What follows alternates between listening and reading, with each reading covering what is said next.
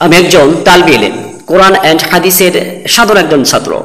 আমি বলবো যে যে সকল মুবাহ, নফল, মুস্তাহাব, সুন্নাত, ইখতিলাফ বিষয় যেগুলো আছে, বিশেষ করে বাংলাদেশের আলেম ওলামা সাইয়্যিদদেরকে বলবো, যারা ওয়াজ মাহফিলে যারা ওয়াজ করে বেড়ায়, এই সকল মুহতারামদেরকে বলবো, যাদের ছাত্র হওয়ার যোগ্যতা আমি রাখি না, সে সকল ওলামা কিরামদেরকে বলবো, আপনারা নফল, মুস্তাহাব, মুবাহ এবং নফল, সুন্নাত, ইখতিলাফ বিষয় নিয়ে পাবলিক প্লেসে আলোচনা করবেন না।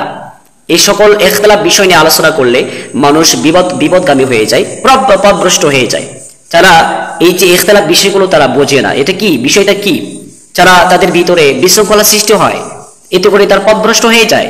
এই যে একজন মানুষ অপরজন মানুষ, এই যে বোধ শক্তি কিন্তু সবার এক নয়, সবার শিক্ষা কিন্তু এক নয়। এই জন্য ইখতিলাফ বিষয়গুলো আমরা যারা আলেম টু আলেম যারা আছি, তারা এগুলো ডিসকাস করবো, আলোচনা করব। বিশেষ করে মুস্তাহাব, সুন্নাত, নফল, মুবাহ যেগুলো ইখতিলাফ বিষয় আছে কোরআন এবং হাদিসে, আমরা অবশ্যই ডিসকাস করব আলেম টু আলেম। এতে করে আমাদের কি হবে, ইখতিলাফ ফিল উম্মতি, ইখতিলাফ ফিল উম্মতি রাহমা, আমাদের এই একতার মাধ্যমে আমাদের ভিতরে রহমত প্রদান করবেন ইখতিলাফ বিষয়ে। তো এই যে ওয়াজিব, ফরজে আইন, ফরজে কিফায়া, অধিকাংশ মানুষ এই ফরজে আইন, ফরজে কিফায়া, এরপরে ওয়াজিব সম্পর্কে তারা অবগত নয়।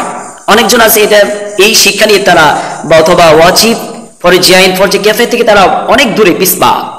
বাংলাদেশে খুন খারাপি, তারপর রাজধানী, ছিনতাই, মারামারি, কাটাকাটি, এরপরে ধর্ষণ, প্রতিদিন ফেসবুক খুলে, ইউটিউব খুললে, নিউজ পেপার খুলে দেখা যায় অমুক জায়গায়, অমুক জেলায়, অমুক ইউনিয়নের ভিতরে, অমুক থানার ভিতরে ধর্ষণ হয়েছে, খুন হয়েছে, এরপরে লুটতারাজ হয়েছে, এমন সংবাদ বারবার দেখা যায়। এগুলো সম্পর্কে আমরা অবগত করব যে সকল আলেম ওলামা যারা আছি, এই বাংলাদেশকে ইসলাম একটা ক্রান্তি করতে হবে, বাংলাদেশে একটা কোরআনের রাষ্ট্র আইন প্রতিষ্ঠিত করতে হবে। আমরা এই নিয়ে আবার ডিসকাস করবো, আলোচনা করব, যেগুলো করলে ইসলাম প্রসার হবে, ইসলাম ঐক্য সৃষ্টি হবে। ওয়াতাসিমু বিহাবলিল্লাহি জামিয়া ওয়ালা তাফাররাকু, আল্লাহ তাআলা বলেছেন তোমরা আল্লাহ তাআলার রজ্জুকে একত্র ধরো, ওয়ালা তাফাররাকু, কখন বিচ্ছিন্ন হয়ে যেও না, যেখানে আল্লাহ তাআলা কমেন্ট করেছেন, আদেশ করেছেন একত্র হওয়ার জন্য। আজকে আমরা মুসলমান ভিতরে, আলেমের ভিতরে আমরা ইখতিলাফ বিষয় এটা থাকবে, কিয়ামত পর্যন্ত থাকবে, এটা স্বাভাবিক, দিস ইজ ন্যাচারাল বিষয়, এটা থেকে যাবে।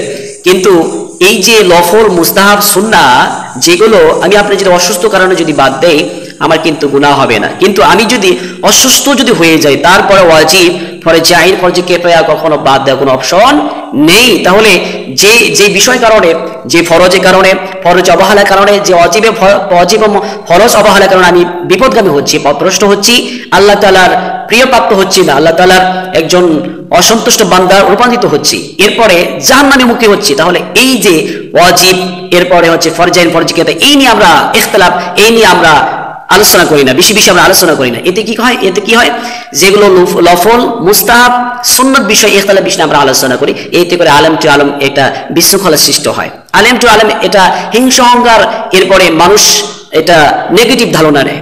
এই যে ইখতিলাফ বিষয়গুলো আমাদের ভিতর থেকে যাবে, এটা স্বাভাবিক। কিন্তু যে বিষয়টা আমাদের ভিতর না থাকলে, যে ওয়াজিব বিষয়টা, যে ফরজ বিষয়টা আমাদের ভিতরে না থাকলে, না আমল করলে, মানুষ ঐক্যভাবে সৃষ্টি না করলে, সবাই ইসলামের দ্বীন কায়েম করার জন্য প্রতিষ্ঠা না করলে, তাহলে কিন্তু ইসলাম প্রচার হবে না। আমরা সবাই মিলে আল্লাহ তাআলার হুকুম পথে চলবো।